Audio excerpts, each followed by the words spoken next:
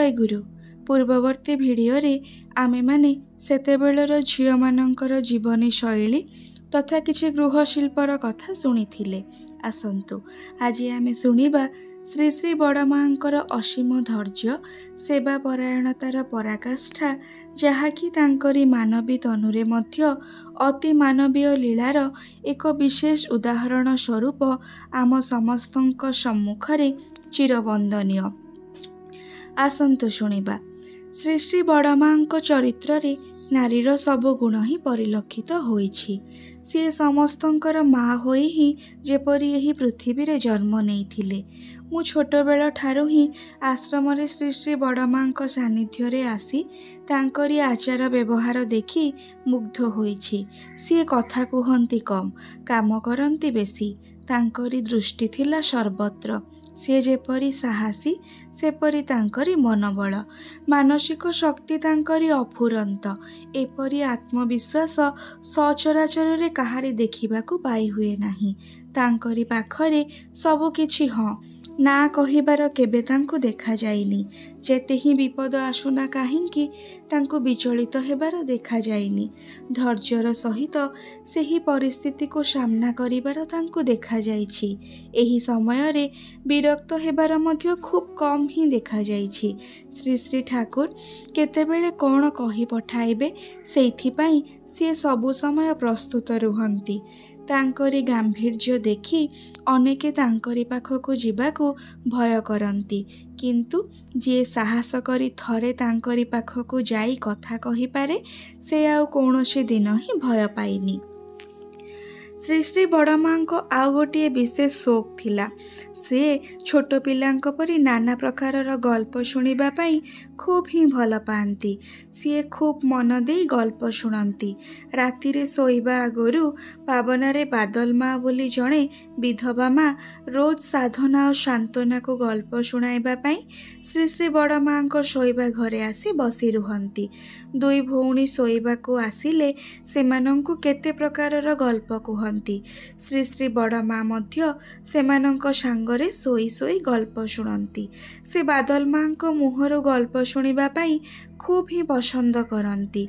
जेते समय पर्यंत से माने न शुअंती सेते समय पर्यंत माटी बसी बसी गल्प कही जाती।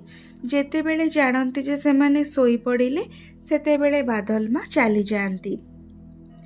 श्री श्री बड़मां द्विप्रहरर खाइबा खाई सारिबा परे न सोई तांकरी समवयसी माँ मानंक संगे आनंद करी तास खेलती। से सबु माँ माने श्री श्री बड़मां सांगरे तास खेल खेलिबे बोली निजर घर संसारर सबु काम सारी नहीं तास खेल पाई श्री श्री बड़मां घरे हाजिर हुअंती। श्री श्री बड़मां सेमानंक संगरे तास खेलती सत, किंतु सेमानंक मध्यरे निजको मजाई दियंती नाही। सेही सबु माँ माने श्री श्री बड़मांक समवयसी हेले मध्य सम्मान रखी कथा हेबा सहित आचार व्यवहार रे मध्य अनेक दूरत्व बजाय रखी चलती। श्री श्री बड़मां सेमानंक संगरे हस मजा मध्य करती, किंतु ता मध्यरे भी गोटे सौंदर्य बजाय रुहे। तांकरी मथार ओढ़नाटा ठीक ही थाए। शालीनता बोध तांकरी प्रबल थिला। तांकरी सामनारे किए अशालीन भावरे कथा कहिबा, बसिबा, ठिया हेबा और कपड़ा पिंधिबा इत्यादि करिबा को साहस पाआंती नाही। झियो माने जोर रे कथा कहिले हसिले से जमा पसंद करती नाही। सेतेबेले तांकरी मुखमंडलर आभास ही बदली जाए। भद्र चालीचलन सी पसंद करती। से कुहंती शालीनता झियो मानंकर भूषण। जेते दिन श्री श्री जननी मनमोहिनी देवी जीवित थिले सेते दिन श्री श्री बड़मां बोहूंक भली रुहंती। मुंडर ओढ़ना एपरि करी दियंती जे तांकरी कपाळ मध्य देखा जाए नाही। परिवारर जहा सबु खर्च हुए सबु किछिर दायित्व श्री श्री जननी मनमोहिनी देवींक उपरे न्यस्त थिला। श्री श्री बड़मां सेतेबेले संसारर प्रयोजनर कथा श्री श्री मांक पाखरे ही कुहंती। संगे संगे श्री श्री माँ पठाई दियंती। एपरी नियमबंधा संसारर जाबतीय खर्च बार्च जहा हुए अपर कौनसी व्यक्ति ताहा जानी मध्य पारे नाही। सेतेबेले आश्रमरे बेसी शिष्य मध्य रुहंती नाही। जेउ सबु शिष्य माने रुहंती से माने अनेके ही आनंद बजार रे खाइबा पीबा करंती। श्री श्री ठाकुरंकर विभिन्न कामर भार सेमानंक उपरे थाए। से सबु काम नहीं सेमाने व्यस्त रुहंती, किंतु सेमाने टंका पैसार प्रत्याशा करंती नाही एवं सेतेबेले काहाको टंका देवार व्यवस्था नथिला। सेतेबेले अर्घ्य देई इष्टवृत्ति करा जाउ नथिला। पैसार प्रयोजन मध्य सेमानंकर नथिला बोले कहिले ही चले। सेमाने गुरुंक सेवा करी ही कृतार्थ हुअंती, से पुओ हो बा झियो। आश्रमर जाबतीय खर्च चलांती जननी मनमोहिनी देवी एवं श्री श्री ठाकुर अनुकूल चंद्र। आस्ते आस्ते शिष्य मानक संख्या बढ़ु थाए। आश्रम रे मध्य लोक मानक संख्या सेही अनुपात रे बढ़िछि। श्री श्री बड़मां रोषेई घरे मध्य खाइबार लोक संख्या मध्य बढ़िबाकु लागिला। सेमाने श्री श्री ठाकुरंकर कौनसी ना कौनसी विभाग रे काम करंती। आमे माने मध्य किछि जण रहू। श्री श्री बड़मां सेतेबेले जमजमाट संसार। एहा मध्यरे श्री श्री ठाकुर कलिकता गले। से सुकिया स्ट्रीट रो भड़ा घरे रहिले। मु श्री श्री ठाकुरंकर जीवा आगरु ही कलिकता जाइथिली एवं सेतेबेले सेठारे ही थिली। श्री श्री ठाकुर कलिकता जाई केष्टदांको पठाई मते सुकिया स्ट्रीट को आनिबार व्यवस्था करिथिले। बिजुदी मध्य सेतेबेले कलिकतारे। से मध्य श्री श्री ठाकुर कलिकता आसिबार खबर पाई ही सुकिया स्ट्रीट को चली आसिले। माता मनमोहिनी देवी श्री श्री ठाकुरंक संगे कलिकता जिबार कथा कहिले, किंतु श्री श्री ठाकुर श्री श्री मातांकु कलिकता जिबाकु बारण करंती। सेतेबेले श्री श्री ठाकुरंक संगरे तांकरी जिबा होइनी, किंतु किछि दिन न जाउणु ही श्री श्री माता मनमोहिनी देवी सुकिया स्ट्रीट रे आसी हाजिर हुअंती। एठारे आसी किछि दिन रहिबा परे ही से विशेष असुस्थ होई पड़ंती। तांकरी गोल्ड ब्लाडर रे स्टोन धरा पड़े। पेटर जंत्रणा रे श्री श्री माँ अज्ञान होई जाती। आम्भे माने सेतेबेले अनेक ही थिलु, किंतु श्री श्री बड़मा श्री श्री माँ को असुस्थर खबर पाई ही तांकरी दुईटी झियो को नहीं ही कलिकता को चली आसंती। आसी ही श्री श्री माँ को पाखकु जाई तांकरी सेबारे लागी पड़ंती। आउ कौनसी दिग को नजर न देई खाइबा पीबा भूली से श्री श्री माँ को पाखरे बसी रही तांकरी सेबारे डूबी रुहंती। एपरिकी छोट छोट तांकरी दुईटी झियो कौन खाइछंती कि नाही तार मध्य खबर रखंती नाही। प्रतिदिन मोर माँ सकाळे ओ उपर बेला साधना और सांत्वना पाई किछि ना किछि जलखियार व्यवस्था करंती। आम मानंकर घर कलिकतारे थिबारु एही सुजोग मो माँ को मिलिथिला। आउ द्विप्रहर एवं रातिरे समस्तंक सांगरे सेमाने भात ही खाआंती।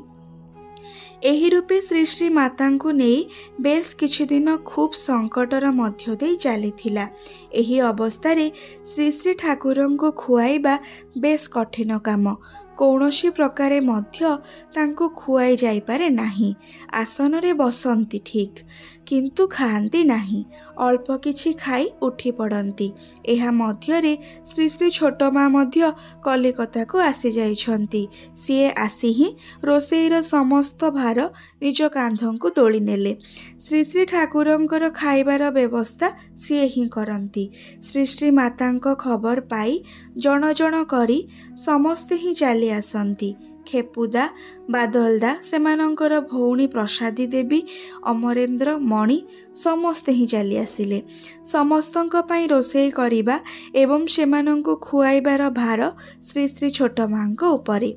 एपरिकी अनेक शिष्य माने मध्य सेठारे खाआंती।